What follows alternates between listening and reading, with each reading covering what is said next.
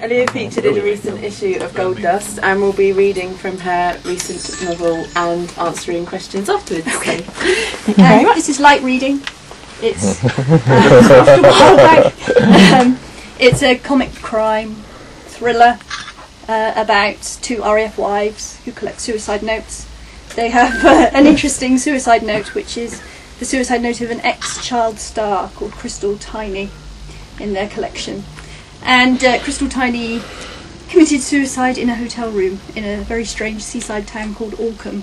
So they've gone to Alcombe and checked into the hotel where she committed suicide in the hope of getting into her room and having a look round. So I was just going to read the section where they managed to get into her room. Well, they've just checked into the hotel. Okay. Room 4 was the first door on the left. I inserted the key into the lock. Lena waited, breathing heavily. She might have been slimmer than me, but she wasn't fitter. Smoking had seen to that. I wondered if she needed a cigarette right now in the way that I needed a drink. The room had been infected with meadow print. There were meadow print duvet covers on the single beds, and an identical meadow print picture framed on the wall above. The same pattern was on the lampshade, the curtains, the pillowcases, and the shower curtain. We're in floral hell, I said. Lena placed her bag on the bed nearer the window and pulled the curtains. They didn't meet in the middle. "Give it a rest, will you?" she said. "What's your problem?" I was getting information from Phil. Well, I don't think we should be on first-name terms with the boy. "Man," she stressed, "and you were your usual self, rude, arrogant. Don't be so melodramatic." "Well, found out more than you did," she said. "Yeah, and you couldn't have been more obvious about it." "Right, come on." "Come on where?" I opened the door and let my eyes adjust to the dimness of the hall. Room 8. The hotel had a strange numbering policy. There was no 3, 5 or 7. It turned out room 8 was on the second floor, directly above us between rooms 9 and 12. We stood outside the door, in a corridor identical to the one on the floor below. "What now, Sherlock?" Lena said. I knocked on the door. "You knocked on the door? Give that woman a prize." "What if someone answers?" I snorted, but I admit I had absolutely no idea what I would do if somebody did answer. But nobody did. "Nobody's answering," Lena said. "Going to use your head as a battering ram in a minute." Her eyes challenged me to try. "Look," I said, "just try to think of a way to get the door open." She did something that hadn't occurred to me. She tried the handle. It was locked. I have to admit to feeling smug. "Just getting warmed up, are we?" She spun round, flinging her hair over her shoulder like a shampoo commercial, and started back down the stairs. I leaned over the balcony and watched her right hand slide down, all the way to the ground floor, and then caught a glimpse of her long skirt as she walked away. I said. I couldn't muster the courage to call out to her. It must have been 10 seconds before her left hand appeared on the stair rail below. It was closed into a fist. Poking out was a wooden key fob. She reached the top, caught her breath, and put the key in my hand. Phil wasn't around. I took it from the reception desk. I nodded, slid it into the lock and turned the handle. The door opened a few inches, and I slid my hand in, casting around for the light switch. Yellow light sprang through the gap. I pushed the door open and stepped inside. There was a black briefcase by the side of the bed, and visible through the half-open wardrobe door a matching suit bag. It had to belong to an organised man, an unlikely guest in such a cheap hotel. On the bedside cabinet were 3 hardback books. I moved over to them and scanned the titles as Lena poked around in the bathroom. There weren't any familiar names, and they didn't look particularly interesting. I wondered what sort of man would finish off the day by reading a passage from In Search of England by H.V. Morton, No Highway by Neville Shute, or Words for the Faithful by the Reverend John Smythe. Maybe it helped put him to sleep. "Found anything?" I called to Lena, who was in the bathroom. "Nope. How did she?" "Took pills. I think that's what the papers said." Lena appeared in the bathroom doorway.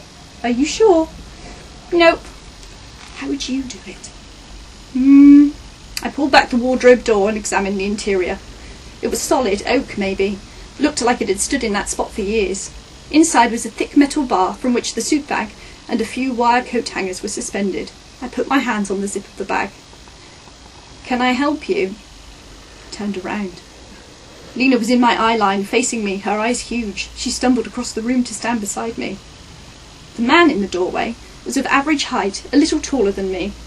He had a polite yet guarded quality to his voice. His grey suit and blue tie completed the image of a conservative man. There was something defensive about him, about his way of standing. He held his hands in front of his thighs, as if he was expecting life to knee him in the balls. Maybe, like me, he was used to assuming the worst about people. I took an immediate liking to him. "We're the chambermaids," Lena said. "We're not the chambermaids," I said. He didn't move from the doorway. "So what are you doing?" "We're..." Nothing came to mind. I improvised. "Did you know someone died in this room?" He gave a tiny smile. Perhaps he thought it was a joke. Lena laughed, the most annoying defence mechanism ever invented. "Perhaps I should call someone," he said, his smile growing. I felt the hairs on my upper arms rise. "Look, we really do have a valid explanation," I told him. Absolutely nothing was entering my head apart from panic signals. I could not think of a single reason why we should be going through this attractive man's room and standing around his wardrobe. "They're carpenters." Phil came into view, his head visible over the shoulder of the man in the doorway, who turned and stepped back. "I beg your pardon?" "I asked them to have a look at the wardrobe. The door doesn't close properly. You probably noticed that yourself." The man looked back at us. I made a show of examining the wardrobe door. I don't know what Lena was doing, but given her track record in stressful situations, she was probably blushing and looking nothing like a carpenter. "It's no good, you'll need a new wardrobe," I said, rattling the door handle. "Yeah, right, well, come on, you two," Phil said, waving his hand at us. "Let Mr. Tunnell have his room back." It must have been Phil's confidence that did the trick. Mr. Tunnell took another step back and made a space for us to pass. I took the opportunity, giving Lena a shove and following her out. I kept my eyes on the floor and didn't stop until I passed Phil and reached the staircase. "Right then, Mr. Tunnell, I'll see you at breakfast," Phil said. "Just let me remove my key from your door." "Yes, thank you, and thank you, ladies," he said. I risked a look at him. No, he hadn't fallen for the carpenter story for one moment. The quirk of his lips showed amusement, with a trace of puzzlement. I was left with no idea as to why he let us off the hook. "Good night," he added, and when he got no reply from either of us, he walked into his room and shut the door. It's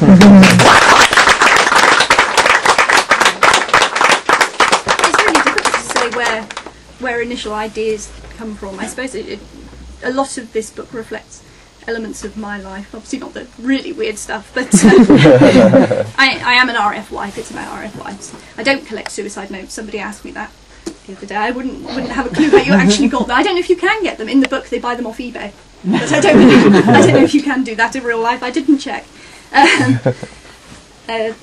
Quite often in my books there's a creepy seaside town. I grew up in a really creepy seaside town, so I mean that it all kind of trickles through it. Some of it's real life, and then some of it just is off the wall strangeness. I don't know where it comes from, but mainly I think I get the characters first, and then kind of wait until they start to come together to a point where they start telling me what they want to do. Yeah. So, yeah, characters first for me. Hello. How did you get your first book published? What did you do? What were the steps you took? Okay, well, I had a novella published first with a small press outfit called Blue Chrome, and I met the guy who ran Blue Chrome through UK Authors, which a lot of people here are members of, I suppose. And then after that, there was a new thing set up by Macmillan called Macmillan New Writers. You didn't have to be affiliated to an agent, and I'd tried all the usual things to get agents and had no success whatsoever. I had a big pile of rejection letters, but I did have a book called 3 Things About Me that I thought was okay in some ways, and I was hopeful for it, so I sent that in. Then I forgot about it, got pregnant, went into hospital, had a baby, and when I came out there was an email saying, we'd like to publish your book. So it took about 9 months. I didn't hear a word from when I sent it off until that moment. So it was a bit of a shock, but a very nice one. So Macmillan New Writers took me on a kind of a 2-book deal, and I've just finished the 2-book deal with Light Reading. So.